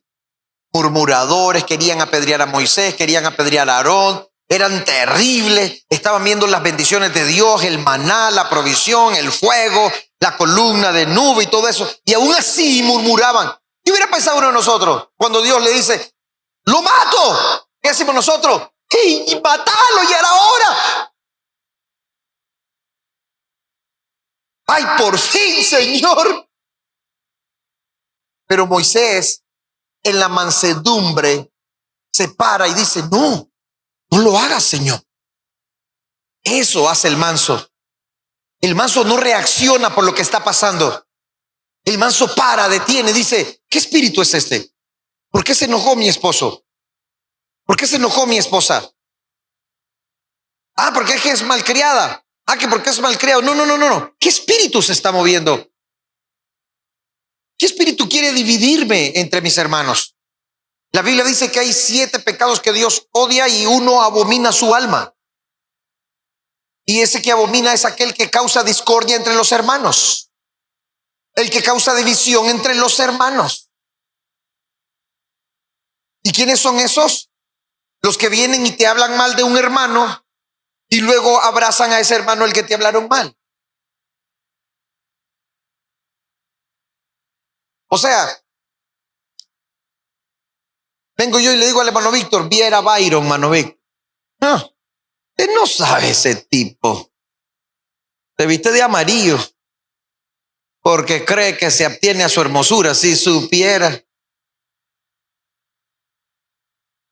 Lo que pasa es que usted no lo conoce a Byron, pero yo lo conozco. Cosa terrible. Y eso le digo yo al hermano Víctor de Byron. Me desayuné, me almorcé y me cené a Byron. Y el día siguiente viene el hermano Víctor y me mira con Byron en un sala abrazadera. El Byron, qué lindo Byron, qué tremendo Byron, qué poderoso Byron. El hermano Víctor le enfermé el corazón hablándole mal de Byron. Pero yo abrazando a Byron. Esos son los que causan discordia entre los hermanos. Dios lo abomina. Pero ¿qué sucede con el manso? Cuando alguien viene a mí y me ofende o me dice algo, el manso para. Yo no voy a escuchar todo lo que me están diciendo, ni voy a creer a todo lo que me están diciendo. ¿Qué espíritu es este que se está moviendo? ¿Por qué se enojó el hermano? ¿Por qué se enojó la hermana? ¿Qué reacción? ¿Por qué mis hijos reaccionaron así? ¿Por qué mi esposa reaccionó así? Y en vez de pelear con mi esposa y darle duro a la discusión, paramos. Ese es el manso. ¿Qué sucede entonces con el manso? El manso nunca es herido, porque usted nunca ve la ofensa de las personas. Usted ve que siempre hay un espíritu atrás de todo eso. Y en vez de sentir heridas por tu hermano, sentí amor para orar por tu hermano. Señor, yo bendigo a mi hermano Víctor, lo bendigo, Señor, que me vino a hablar mal de Byron. Señor, tocarlo, Señor, cambiarlo, Señor, renovarlo, Señor. Hermano Víctor se molestó conmigo y ya me dice, ya no le voy a regalar la manzana que le dije que le iba a regalar. Imagínense, yo me enojo, no vuelvo a saludar al hermano Víctor, enojado con el hermano Víctor, haciéndole cara larga al hermano Víctor y molesto con el hermano Víctor. No, yo veo el espíritu que está atrás. Eso hace el manso. ¿Están aquí? Entonces después viene la otra bienaventuranza. ¿Cuál es la otra? Bienaventurados los que tienen hambre y sed de justicia. ¿Qué justicia? Los que tienen hambre por la justicia de Cristo. No vivimos de nuestra propia justicia. No me paro delante de Dios con mi propia justicia. Yo siempre busco la justicia de Cristo todos los días. ¿Cuál es la justicia de Cristo? Es que todos los días yo reconozco que Cristo murió en la cruz del Calvario para redimirme, para santificarme, para salvarme. Yo ahora soy justo delante de Dios. Yo ahora soy un sacerdote real delante de Dios. Yo ahora soy puro y santo delante de Dios. Dios me mira como que si nunca he pecado, porque yo vivo en la justicia de Dios, en la justicia que es de Cristo Jesús. Tengo hambre por esa justicia. Tengo sed por esa justicia. Y si yo tengo hambre por la justicia de Cristo, voy a ser saciado de eso. ¿Y a dónde me lleva la otra? Bienaventurados los misericordiosos. O sea, los que actúan con compasión. ¿Y qué sucede entonces? Los pobres, los que lloran, los mansos, los hambrientos, los misericordiosos, sí o sí, son los que tienen un corazón limpio. Y bienaventurados los de limpio corazón, porque ellos verán a Dios. ¡Aleluya! Y eso es un corazón limpio. Entonces, cuando yo vivo en este estado de esta verdad, el Espíritu Santo reina en mí. Reina mis emociones, reina mi intelecto, reina mi voluntad. Entonces no estoy siendo reinado por mi carne, por mis reacciones. No, el Espíritu Santo me gobierna. Aleluya. Yo no sé si alguien quiere ser gobernado por el Espíritu Santo, pero cuando somos gobernados por el Espíritu Santo vivimos en la perfecta paz, en el perfecto amor, en el perfecto gozo. Vivimos en ese reinado de Dios. Entonces venimos, atención, y pasamos al Padre nuestro. Padre nuestro que estás en los cielos, santificado sea tu nombre. Venga a nosotros tu reino. ¿Qué significa venga a nosotros tu reino? Gobiérnanos. Jesús, sé mi rey. Jesús reina sobre mí. Jesús gobierna en mi vida. Los de limpio corazón son los que se dejan gobernar por el Espíritu Santo. Los de limpio corazón son los que están en el estado donde el Espíritu Santo reina continuamente, el espíritu y la mente. ¿Qué tengo que hacer? Digan conmigo, vaciarme. Cuando estoy vaciándome significa que estoy lleno del Espíritu Santo. Entre más me vacío de mí mismo, más lleno del Espíritu Santo estoy. Por eso cuando Catherine Kuhlman oraba, dicen que ella oraba y decía, Señor, yo quiero pedirte que quiero tener más de ti y menos de mí. Pero en la medida que ella iba subiendo su nivel de oración, llegaba al punto de decirle, Señor, todo de ti, nada de mí. Ese tiene que ser la plenitud de nuestra oración. Señor, todo de ti y nada de mí. Eso es vaciarnos. Y cuando nos vaciamos, comenzamos a ser llenos del Espíritu Santo. Más llenos del Espíritu Santo. Amén. ¿Cuál es el proceso de vaciarnos? Dos cosas. El proceso para vaciarnos, número uno, es tener ese carácter de llanto, donde estoy llorando.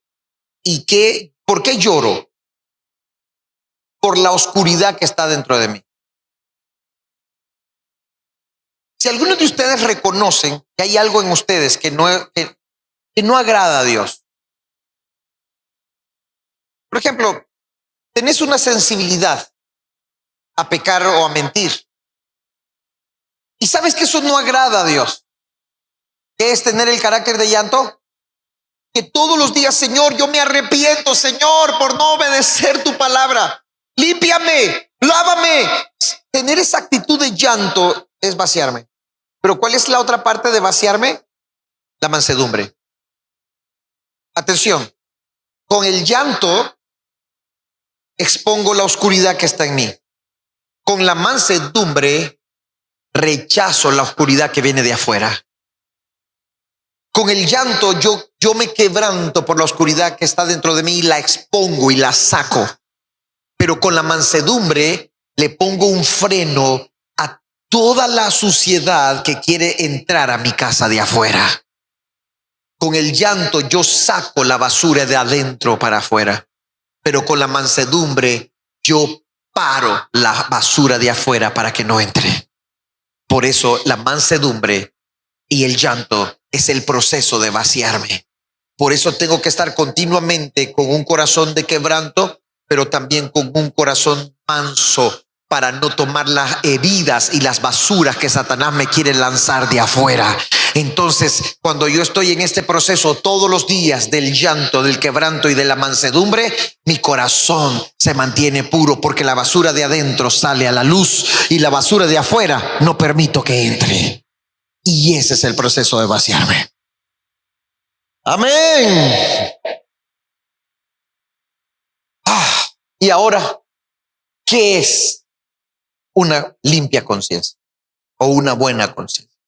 Si el registro de pecado del tabernáculo celestial ha sido borrado, entonces la buena conciencia es que no vamos a tener ningún registro de pecado en nuestra conciencia.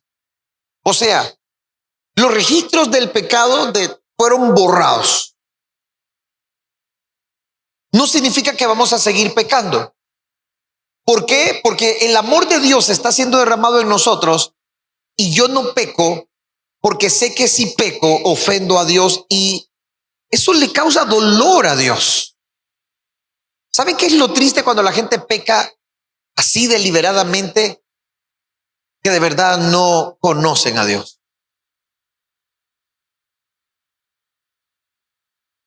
Si mis hijos cometen una falla, que saben que me va a entristecer o va a entristecer a la mamá, de alguna manera ellos sienten dolor por haber herido a sus padres. Porque ningún hijo quiere ver a su padre llorando. ¿Pero por qué cometemos pecados?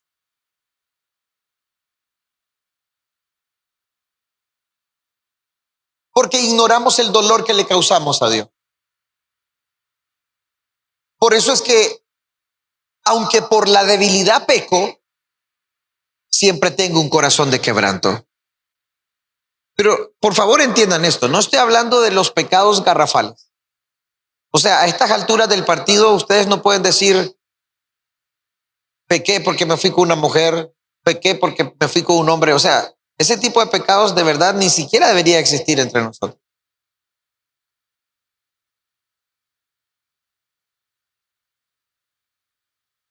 Porque somos débiles, pecamos, nos enojamos, mentimos, las cosas triviales. Pero si vamos a vivir una vida de pecado, de esos pecados que de verdad estamos destruyendo el templo de Dios, o sea, eso ya es estar como dándole la espalda completamente a Jesús. Yo entiendo cuando alguien se desliza, cae y se levanta. pero que vas a persistir en el pecado una y otra y otra y otra vez, es que definitivamente le has dado la espalda a Cristo. Ya no te causa dolor el dolor que le causas a Dios.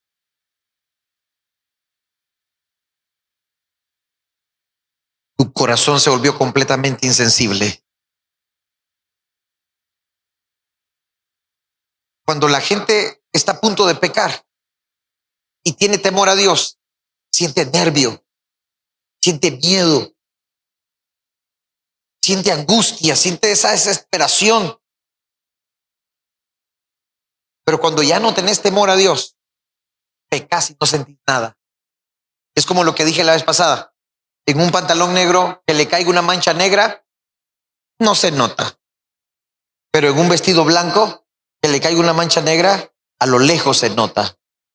Entonces, cuando yo veo una vida así, ya sin temor a Dios, peco, y un pecado más, un pecado menos no me provoca nada. Pero cuando vivo una vida pura, solo el hecho de estar a punto de pecar me llena de temor y pavor, porque no quiero ofender a mi Dios. Pero entonces, como en la debilidad pecamos, ¿qué es tener una buena conciencia? Tener la buena conciencia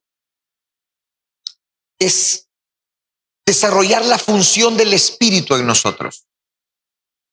En Romanos capítulo 2, versículo 15, dice que hay una función de la conciencia en nosotros. ¿Usted ha escuchado este dicho, me acusa mi conciencia? ¿Ah? ¿Alguno de ustedes los ha acusado su conciencia? Levante la mano lo que los ha acusado la conciencia. A todos nos ha acusado la conciencia. Eso tiene que cambiar. Porque una buena conciencia es que como ya no hay registro de pecado en la conciencia, ya no es la conciencia la que nos acusa. O sea, ya no vivimos del estado de la conciencia. Escúcheme, vivir del estado de la conciencia es vivir de la ley. La ley utiliza la conciencia para acusarte. Entonces, me acusó mi conciencia por esto que hice. Pero cuando tenemos una buena conciencia, ya no es que vivimos de acuerdo a esa conciencia que nos está acusando, sino ahora vivimos de la ley del Espíritu. Ahora es, ¿qué es lo que no le gusta al Espíritu Santo? No me acusó la conciencia, sino que el Espíritu Santo me hizo sentir que esto no le agradó. Esto no le gustó al Espíritu Santo. Esto le gusta al Espíritu Santo. Ya no vivo del estado de la conciencia para que la conciencia me acuse. Ahora vivo completamente del estado del Espíritu Santo. Completamente. Es el Espíritu Santo el que está gobernándome, que yo ya no dependo de que la conciencia me acuse. ¿Por qué? ¿Qué pasa cuando la conciencia se cauteriza? Comienzas a llamar a lo bueno malo y a lo malo bueno, porque tu conciencia se cauteriza. Pero cuando dependes no de la conciencia, sino vives por el Espíritu y vives del Espíritu, como dice Gálatas, entonces llegamos a ese estado donde ya no hacemos las cosas porque me acusa la conciencia, sino porque sé que como vivo del Espíritu, esto no le gusta al Espíritu Santo, esto desagrada al Espíritu Santo. Entonces ahora vivo solo para obedecer al Espíritu Santo, para agradar al Espíritu Santo, ya no del estado de la conciencia acusadora, que es la ley, sino del estado del Espíritu Santo. Por eso camino con el Espíritu Santo, soy guiado por el Espíritu Santo, ando en el Espíritu Santo, vivo en el Espíritu Santo. Ya no vivo de acuerdo a la ley de la carne, sino que ahora vivo de acuerdo a la ley del Espíritu, porque vivir de la carne es muerte, pero vivir del Espíritu es vida. Y ese es el estado de la buena conciencia. Vivo del Espíritu. Entonces, cuando ustedes están orando, Señor, limpia la buena conciencia, ¿qué estamos haciendo? Limpia el estado en que dependo de mi conciencia. Limpia todo registro de pecado en mi conciencia. Me estoy depurando. No puede haber registro de pecado en mi conciencia. O sea, no debe de existir ni un solo registro. Ni uno. Es más, ni siquiera te debes de acordar de ningún pecado. Porque la Biblia dice que el Señor agarra los pecados, los manda al fondo del mar y jamás se vuelve a acordar de ellos. Pero si hay un pecado que nos está acusando la conciencia, significa que estamos viviendo de la ley, estamos viviendo de esa conciencia y de ese registro de pecado. Pero cuando vivimos de la ley del Espíritu, no hay pecado que esté guardado en nuestra memoria ni en nuestra conciencia. Es más, nos paramos libremente delante de Dios porque no existe pecado registrado en nuestra conciencia. Estamos una vida completamente en el Espíritu. Eso es hermoso, eso es poderoso.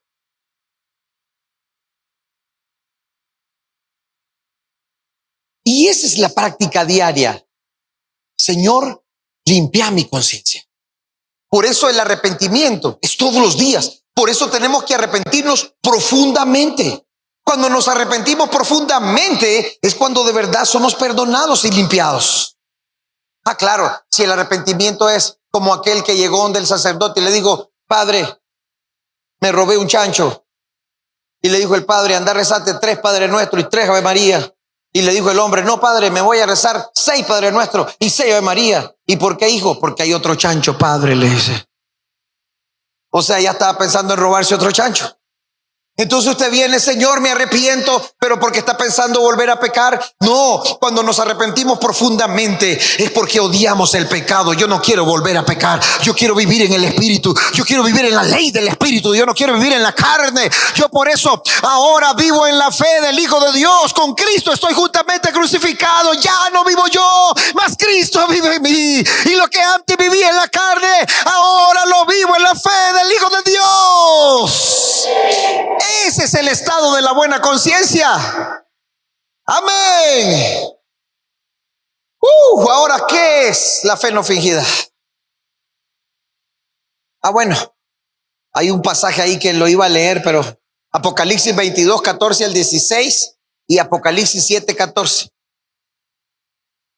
¿Por qué tenemos que arrepentirnos todos los días?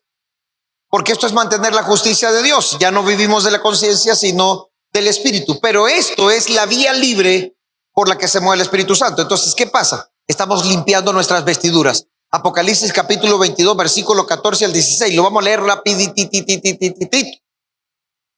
Apocalipsis 22, 14 dice: bienaventurados los que lavan sus ropas para tener derecho al árbol de la vida y para entrar por las puertas en la ciudad.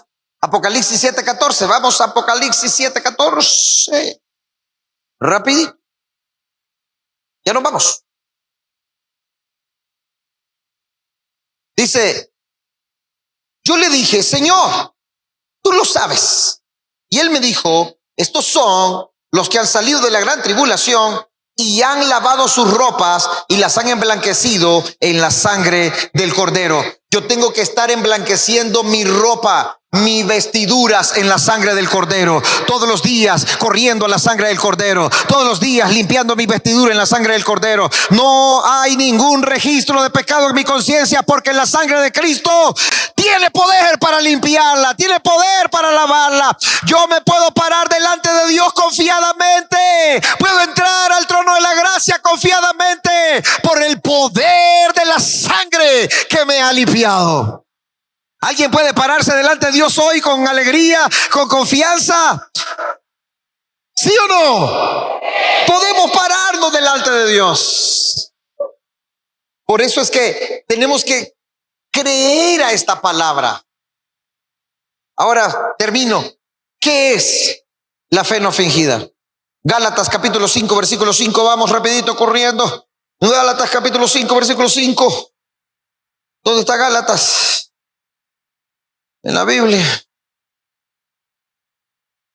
Gálatas está después de Corintios, antes de Efesios 5:5.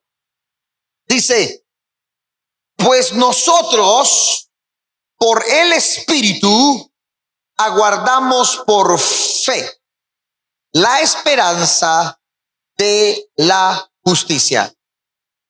Y aquí no voy a hablar mucho. Creo que lo dije el miércoles. Entre más nos vaciamos, más pura se vuelve la fe.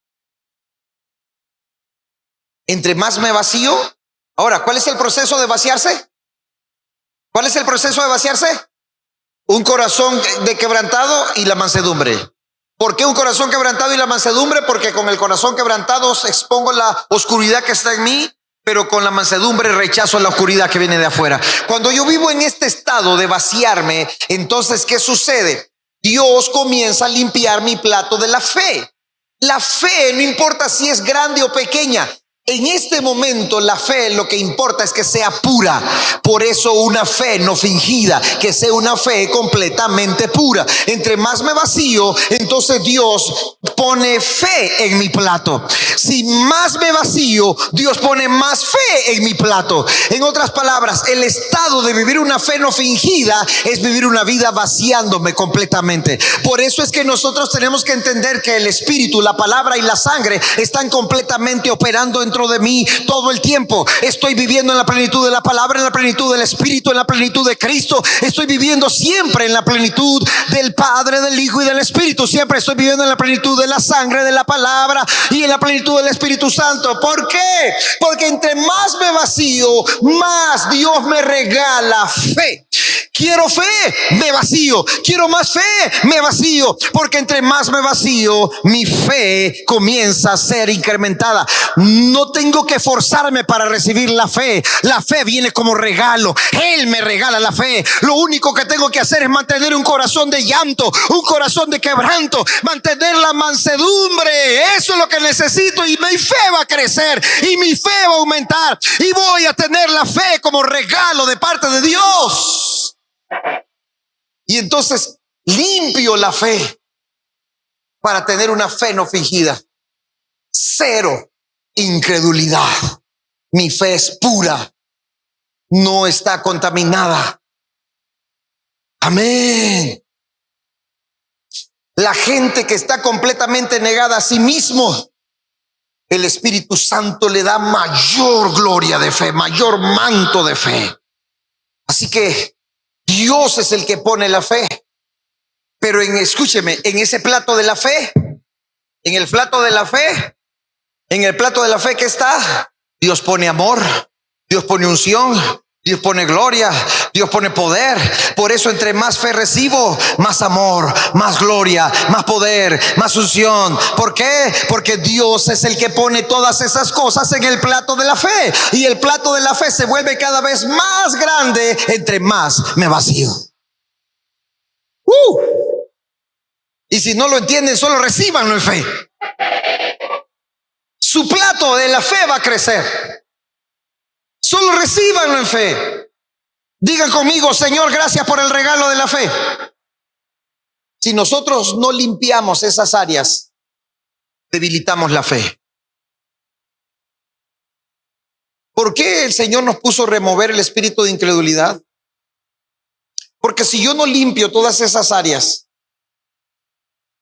entonces mi fe se vuelve débil. Tienen que entender este principio.